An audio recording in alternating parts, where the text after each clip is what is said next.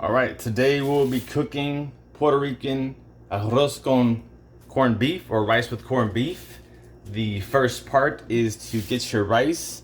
Now, any rice that you don't normally use, whether it's a medium or long grain, white rice, we use arroz rico from Puerto Rico. You can use mahatma or any other rice that you have at your local grocery store. We're gonna start with about a cup of rice, right? However you measure it or however many people you want to cook for. Most important step here is you're gonna get a bowl, put the rice in the bowl, and we will commence to cleaning the rice. All right, this particular bowl has a graded front, so the water comes out of it here. Right, so just go ahead and kind of mix the rice here. The water will start to turn a kind of like a murky white.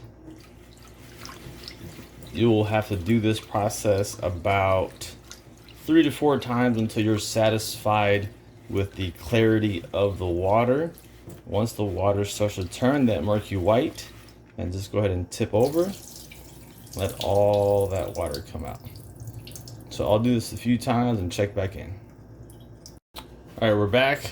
This is our 4th time rinsing / cleaning the rice. You can see now that the water is starting to look less opaque, almost a little bit clearer.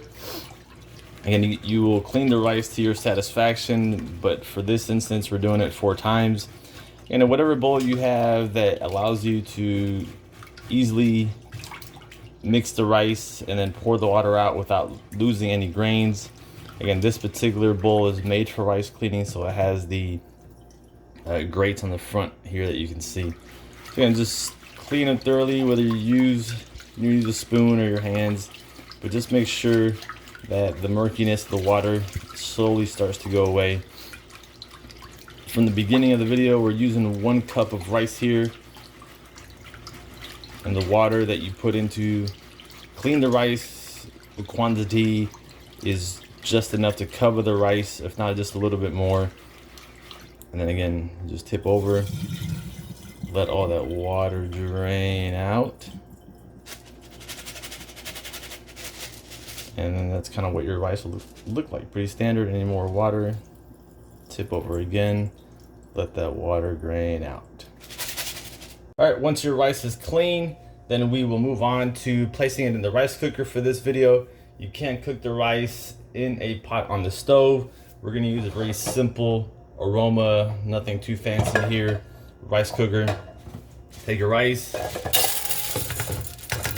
dump it in there, kind of scoop out all the loose grains that get stuck in the bowl as a result of being wet. Right, once your rice is kind of in there. And then for this particular 1 cup of rice, I like to use about 1.5 cups of water. So however you measure, just get about 1.5 cups of water, pour it into the rice cooker, and then you can set it to start cooking.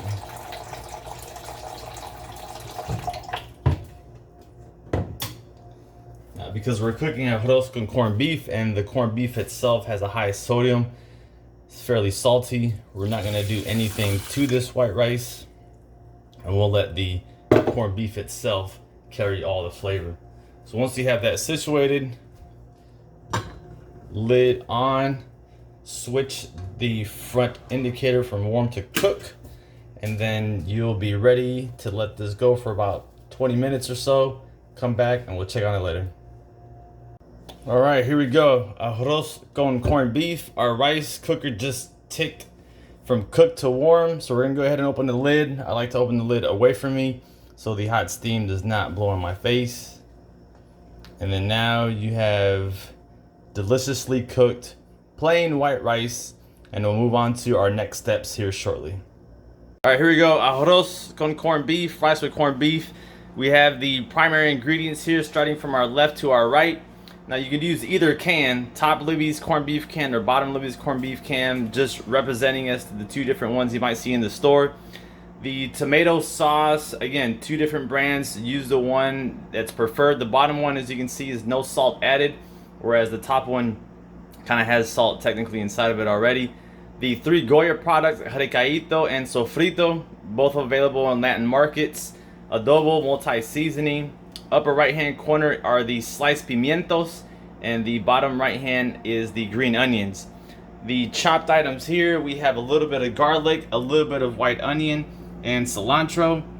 You know, cut these to your liking. I have less garlic and less onion and more cilantro, and then we'll mix these other components in the pan here shortly, but these will be the recommended primary ingredients for making arroz con corned beef.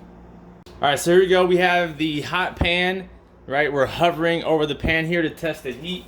One thing I forgot to mention, find your preferred butter. Melt is an organic butter that's available in usually Whole Foods stores. But we're gonna use this to kind of get the pan nice and melted here, so our food and other ingredients don't stick. And then you use the amount of butter that's preferred for you, right? I wouldn't tell you how much butter to use or what brand of butter you have to use. Use enough to your liking and use whatever brand butter you like. All right, so we'll just add a little more. And then we're gonna start throwing in some of our chopped ingredients.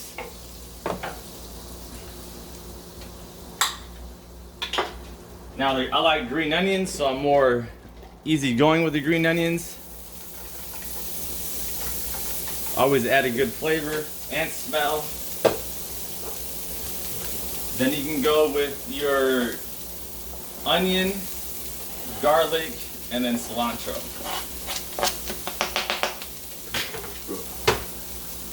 The other items we're going to add on here are going to be the pimientos. Right, so you'll start getting the really nice smell going out throughout the kitchen.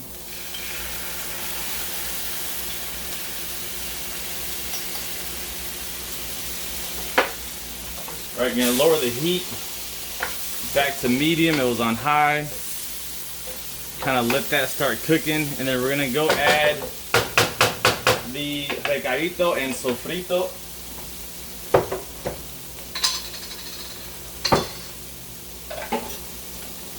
So these kind of to your liking. So I'll do maybe 1 and 2. And then we'll grab the recadito. And then we'll do 1 and 2.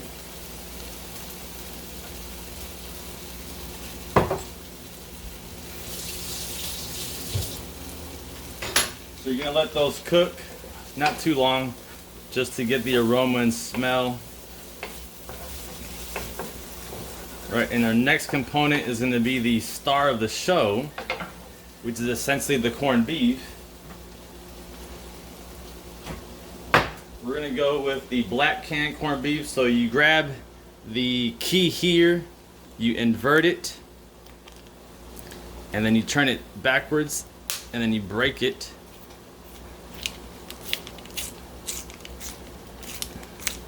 And then out comes the corned beef. Now, can you eat the corned beef out of the can as a kid? Yes, you can. I'll tell you that. Right? And then it just pops open kind of like this. If no one's looking, just take a piece and eat it. Now, you dump this into the pan because you want it to cook.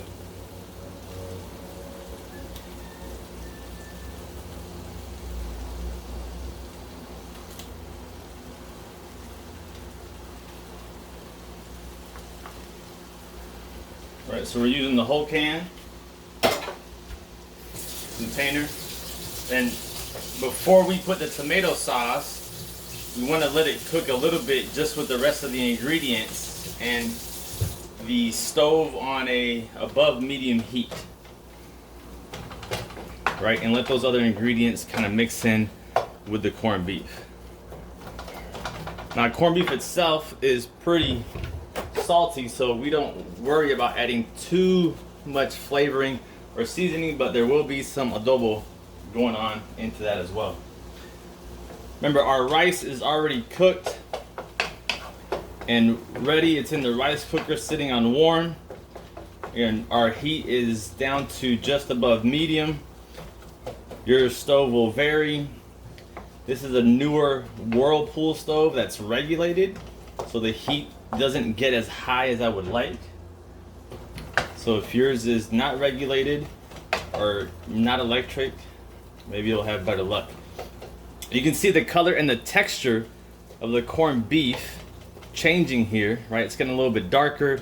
It's getting a little bit softer to mix around and get the other ingredients in there. So once we kind of get it to this point, flatten it out a little bit, we'll get our can. So we'll use the Hunt's for this particular scenario here.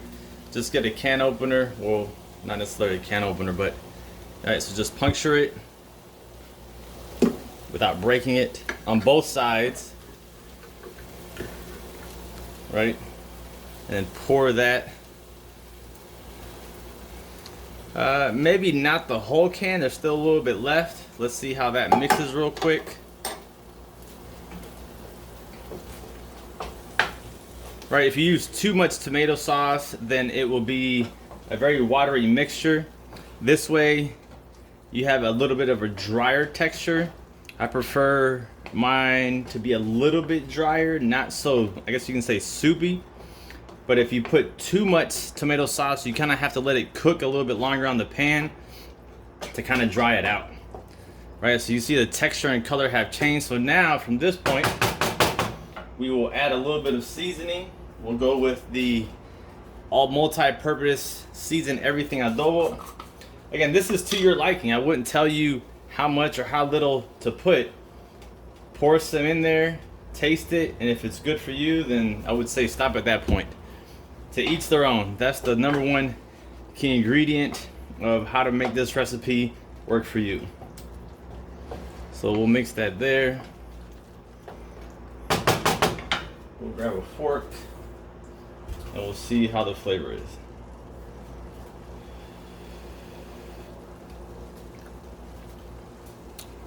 Flavor is pretty good. Maybe a little bit more and we'll be right on. Right, this is meant to carry the flavor for the whole meal, as the rice wasn't seasoned, it was just cooked plain with water. Right, so the corned beef is looking ready. Doesn't take too long to cook. Right, leave it there. We'll lower the heat now. We'll go below medium just to kind of let it come to a little bit of a low simmer. If you leave the heat too long on high, you can kind of just start to char and kind of burn the bottom of the corned beef. It's not necessarily bad. It does change it. It gives it almost a little bit of a crunch if you leave it there excessively long, which at times is actually pretty good, but not the intent for this one. All right, so we'll let that cook a little bit longer, and next we'll go to plating because it's already done. And here we are. Once everything's plated and mixed, you have white rice covered with corned beef, avocado, and tomato lightly salted. Again, you can plate this how you choose. You can mix it, you can set it aside, but this is a fairly standard presentation of arroz con corned beef, rice with corned beef.